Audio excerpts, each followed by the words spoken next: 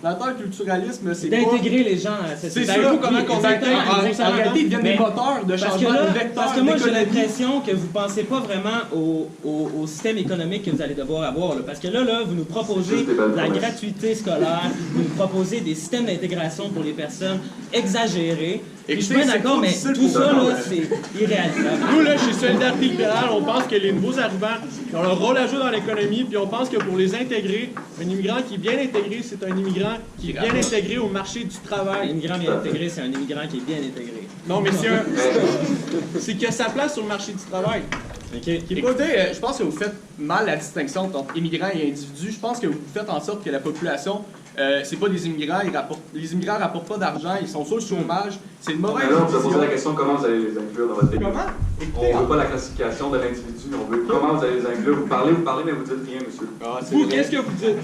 Attendez. Allez, non, je vous pose la question. Qu'est-ce que vous dites? Vous attaquez mon frère face à ça. Non, j'attaque personne, monsieur. On a une plateforme, on vous a répondu à chaque question depuis tantôt. Votre attaque était justifiée. Laissez-moi parler de un. Ouais, c'est bon, c'est une très bonne blague. Vous l'avez travaillé avant. Écoutez, on s'est dit c'est quoi? On a parlé d'un test.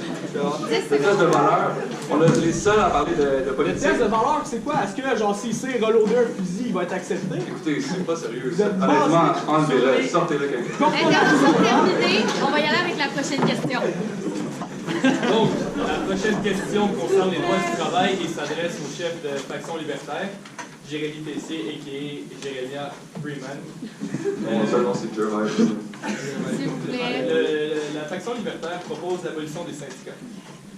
Si vous abolissez les syndicats, comment prévoyez-vous protéger les travailleurs des abus survenant dans leur milieu de travail? Je m'excuse, monsieur, déjà à la base, peut-être que je suis condescendant, mais la question est vraiment mal fondée. On n'a jamais dit qu'on abolissait les syndicats. On a aboli la formule REN qui inclut les gens à rentrer dans un syndicat et ils choisissent d'eux-mêmes. Donc, si vous avez une question qui peut être efficace et qui peut faire avancer le débat. Vous avez une autre question? Malheureusement, on n'a pas le temps pour une autre question. Si vous voulez, on va enchaîner. Éric, avez-vous quelque chose à dire? Oui, bien sûr. Alors, en fait, pour nous, on comprend l'abolition de la formule REN qui a été vue dans un certain Québec, qui a forcé les syndicats, en fait, forcé les employés à aller dans un syndicat qui était déjà attaché à son lieu de travail. Nous, en fait, on pense un peu comme nos amis de la Faction libertaire, qui est en fait d'une possibilité que tout le monde choisisse son propre syndicat. Et nous allons aussi, on va vérifier les syndicats, mais on va aussi les aider parce qu'en fait, on pense que chaque groupe social est important à la fondation de l'État. Et avec, en fait, si on assure de la sécurité pendant que vous êtes au travail, ben, on assure aussi une sécurité que vous continuez à vivre, hein, parce que vous vous rappelez, à une certaine époque, il n'y a pas de syndicat et on se pognait les mains dans des moulins à coudre. C'est plus ça qu'on veut. Alors, il faut laisser plus de possibilités aux travailleurs. Merci. Tout à fait en accord. Non, vous n'avez pas le droit d'intervenir. Pour ma part, je suis entièrement d'accord avec l'abolition de l'obligation d'aller sur le syndicat de son employeur. C'est certain que forcer un individu à aller dans un syndicat qui parfois ne répond pas nécessairement à tous les critères, puis c'est surtout aussi pour les personnes qui sont cadres dans certaines entreprises qui vont être un peu dans le milieu de tout ça sans trop être pris en considération, car les syndicats prennent beaucoup de pouvoir, puis ils vont aller aider la majorité des personnes dans l'entreprise ou dans la commission en particulier, mais ils n'aideront pas nécessairement les personnes cadres. Anthony, 45 secondes. Oui, Solidarité libérale, en fait, n'est pas contre l'abolition des syndicats. Par contre, il est contre l'abolition de la formule REN. On pense aussi que les travailleurs ont le droit de choisir. Puis on pense aussi, nous, on a comme projet d'augmenter, de rehausser les normes du travail. Rehausser les normes du travail. Pour que l'adhésion à un syndicat ne soit plus nécessaire. Ils vont être protégés par nos lois, d'autant plus que les syndicats, maintenant, ont beaucoup la forme d'une espèce de mafia syndicale. Donc, on veut essayer de se débarrasser de ça. Olivier, 45 secondes. Merci. Écoutez, les syndicats, c'est important. Les syndicats représentent aussi des mouvements de vecteurs sociaux. Les sociétés se construisent sur des mouvements sociaux. Puis, écoutez, le problème n'est pas dans est-ce qu'on devrait avoir des syndicats ou pas, on devrait juste participer plus aux syndicats. Et surtout aussi, que je tiens à spécifier, un syndicat a apporté beaucoup dans tout le monde qu'on peut avoir vu dans l'histoire. Je sais même, monsieur parlait de l'histoire, on a vu dans l'histoire, les syndicats ont une place de choix. c'est vrai qu'il y a une certaine mafiaisation des syndicats. Il faut travailler contre ça. Puis je pense pas que ça vient avec le point d'abolir les syndicats. Il faut travailler avec les syndicats. Il faut aussi regarder la population parce que c'est dans la pluralité des individus qu'on réussit à faire une belle société. Terminé, on a juste un petit message à passer. Ouais, concernant les débats à la fin, s'il vous plaît, on peut juste garder un minimum de respect entre vous. Ça serait vraiment important. Les calls personnels, on veut éviter ça. Vraiment. Merci beaucoup. Vous pouvez enchaîner avec les arguments. Vous pouvez enchaîner avec les 45 secondes. Non, je suis bien d'accord avec vous, je trouve que ça m'empêche de déconner.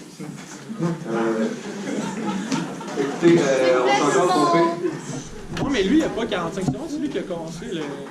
Non, mais on va donc. Non, Fait que il y c'est a pas la un période de débat. Il y a 2 minutes que je peux prendre la parole. Écoutez, la formule REN, monsieur, c'est justement la libre association. C'est ça, on est d'accord avec vous. Ouais, mais ok, mais on s'entend tous, on a un petit point en commun ici, mais Effectivement. il faudrait quand même Un point en nuancer, commun. si vous voulez, pour s'attaquer à tout le monde, c'est un petit peu. Je sais qu'on a un On ne parti, vous a pas attaqué par rapport à ça. Nous, on est d'accord. Puis Non, on je sais, mais vous avez l'attaque la facile, libre monsieur, vous comprenez pas un concept, association. donc je l'attaque. Pas du tout. Non, ok. On prend la libre association. Ceux qui veulent joindre un syndicat vont Vous pouvoir l'avez. le faire. Ceux qui ne voudront pas auront le choix de ne pas le faire. Puis on pense que les syndicats doivent retourner à ce qu'ils doivent être. C'est pas normal qu'un syndicat soit une banque d'investissement comme Mais si les je peux fonds poser de- une question, en fait, monsieur, mettons dans une grève, par exemple. Alors, si des gens décident d'aller travailler et d'autres non, qu'allez-vous faire? Est-ce que vous allez dire, ben, allez-y travailler? Ou il va y avoir, en fait, d'autres choses de... Écoutez, si la décision a été prise à la majorité de la grève, je pense qu'il faut respecter la majorité. On a une démocratie, la population fait son droit de vote, elle utilise son droit. Puis c'est la même affaire dans des syndicats, on utilise notre droit. Puis si la majorité est d'accord avec une grève, c'est la majorité qui remporte.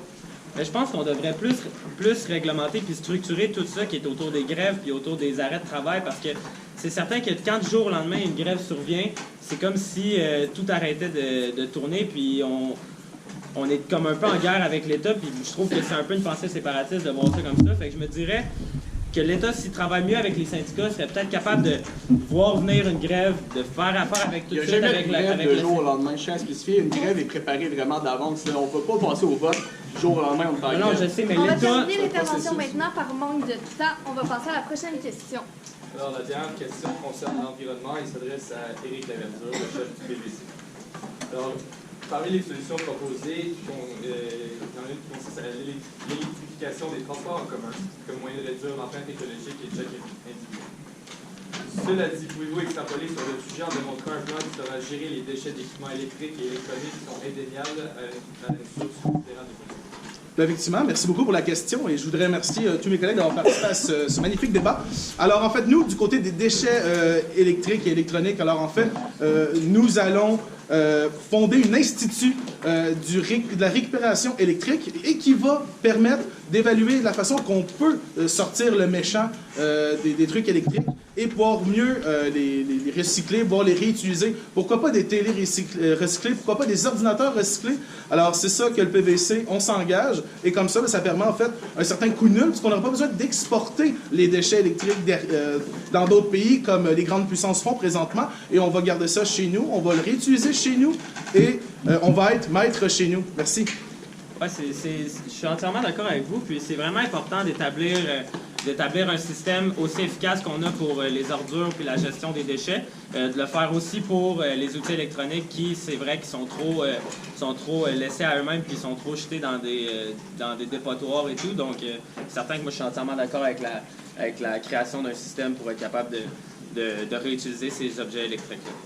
Nous, c'est sûr qu'on aborde dans le sens de la récupération, mais aussi c'est important de comprendre qu'on peut investir dans la recherche et développement pour prolonger la durée de vie de ces produits électriques-là, pour qu'il y ait une durée de vie beaucoup plus longue que la télévision qui dure 2 ans, puis qu'ensuite on la voit à la poubelle dans un container qui s'en va polluer en Chine. Vous comprenez?